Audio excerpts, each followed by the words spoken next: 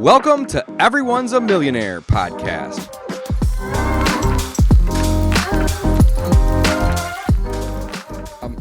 This podcast, by the way, is, hosted by millionaires, and it's really for those who aren't.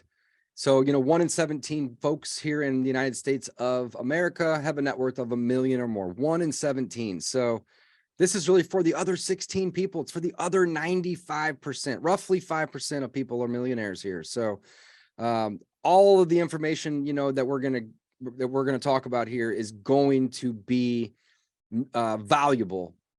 I can guarantee it. So awesome. Let's jump in, brother. Number one, we're going to start off hearing about your biggest financial mistake or setback. Love to hear about that. And then part two of that question is, how did you recover from it? Man, biggest financial setback. It was before I ever got into real estate. And it was twofold. One, I dove all into a business that I built. And I spent $25K to start the business, and then another $25K to eventually make a product within the business that was a digital product that I thought was going to take off. And that $50K, just so you guys can understand, I was working about 80 hours a week on a normal week. I was doing this in Phoenix, Arizona. And my best year, David, I made $42,000. Like it was, and I did this for 6 years. That was your best year.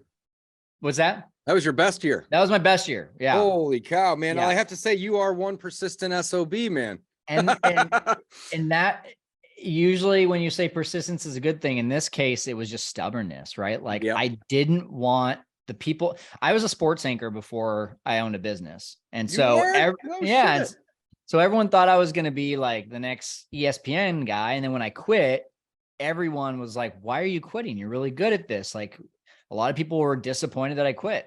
And so it was like my gut feeling that I had to make this business work, or else everyone was going to tell me, I told you so.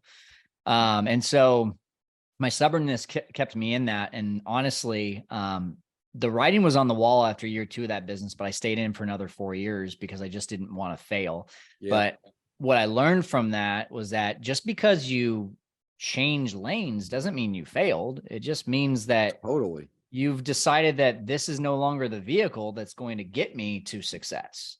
Yep. And so once I was okay with that, that's really how I was able to recover, because it was my dad went into hospice in 2018.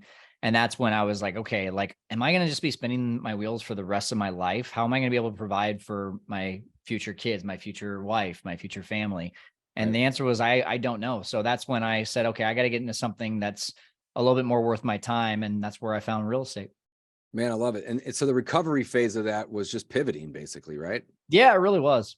Nice. Okay. Yeah. Awesome, man. Very cool. All right. Number 2, can you share